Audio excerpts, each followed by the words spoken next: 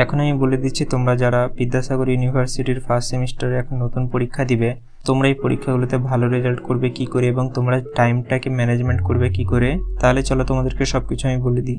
নেতাদের মতন অর্ধেক কাজ করবেন না, সাবস্ক্রাইবের পরে বেল আইকনটাও দাবিয়ে দিবেন। তোমরা তোমাদের পরীক্ষাতে চেষ্টা করবে 100% কোয়েশ্চেন অ্যান্সার করে আসার।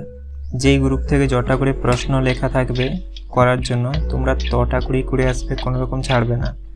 তোমরা যদি ভাবো যে এই প্রশ্নটা আমি জানি না তো ছেড়ে দিয়ে আসি, তো আমি তোমাদেরকে বলবো ছেড়ে দিয়ে আসার থেকে 2-4 লাইন লিখে আসাটা যথেষ্ট ভালো। এবং তোমরা কি করো, অনেক সময় কি হয় 5 নম্বরগুলো অনেকক্ষণ করে লেখো, লাস্টের সময় থাকে না, তোমরা 10এরগুলো লেখো না বা 1 পেজ করে লিখে দিয়ে চলে আসো। তো তোমরা এমনটা করবে না মোটেও। তোমরা 5 নম্বরের যদি 2 পেজ করো তো 10 নম্বরের 3 পেজ বা 4 পেজ তো করতেই হবে। বা তোমরা যদি 5-এর জন্য 1 পেজ লেখো তো তোমাদেরকে 10-এর জন্য 2 বা 3 পেজ তো লিখতেই হবে। এবং তোমরা সকলেই চেষ্টা করবে পরীক্ষার হলে একটা ঘড়ি নিয়ে যাবে, কোনো রকম ডিজিটাল ঘড়ি নয়, নর্মাল ঘড়িগুলো যে হয় সেগুলোই। কেন কি ডিজিটাল ঘড়ি তোমাদেরকে নিয়ে যেতে দিবে না সেন্টারে, তাই তোমরা কি করবে, নর্মাল যে ঘড়িগুলো হয় সেগুলো তোমরা নিয়ে যাবে। এবং তোমরা টাইম ম্যানেজমেন্টটা অবশ্যই করবে।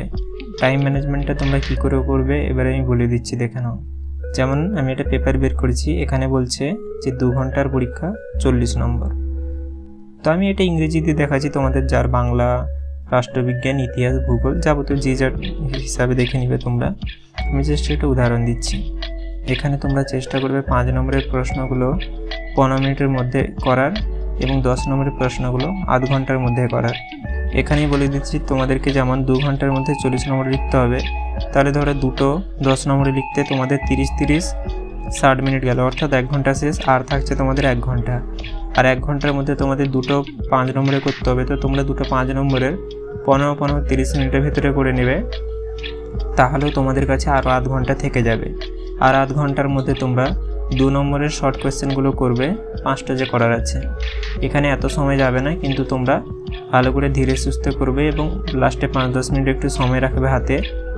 তোমরা পুরো পেপারটা যাতে একবার রিভিউ করতে পারো যে সকল দাগ নম্বর আরও ঠিক লিখেছো নাকি, বা কোথাও যদি কিছু আন্ডারলাইন করার থাকে ইত্যাদি ইত্যাদি তোমরা করে নিতে পারবে। আশা করি তোমরা সকল কিছুই বুঝতে পেরেছ। তোমরা এমনভাবে করলেই হবে। আর তোমরা যদি চাও এই ম্যানেজমেন্টটাকে একটু আলাদাভাবেও করতে পারো। 2 নম্বরের শর্ট কোয়েশ্চেনগুলো তোমরা যদি খুবই তাড়াতাড়ি করে নিতে পারো, ধরো 15 মিনিট বা 10 মিনিটের ভেতরে, তাহলে তোমরা ওদিকে সময় পেয়ে যাবে। ধরো আধ ঘন্টাতে তোমরা 10এরটা লিখবে এবং 20 মিনিট করে ধরো তোমরা 5এরটা লিখবে। তো তোমরা এমনভাবেও নিজেদের মতন করে নিতে পারো। তোমরা এখন বাড়িতে একবার লেখা প্র্যাকটিস করবে, ঘড়ি দেখে যে তোমরা ওরকম লিখতে পারছো কি না। কেন কি না হলে পরীক্ষার হলে তোমাদের কলমই চলবে না তোমাদের হাতে। তো তোমরা একবার বাড়িতে প্র্যাকটিস করে নেবে, আধ ঘন্টা হোক বা 1 ঘন্টা একটু লেখার প্র্যাকটিস, যাতে তোমরা পরীক্ষায় সকল কিছু লিখতে পারো।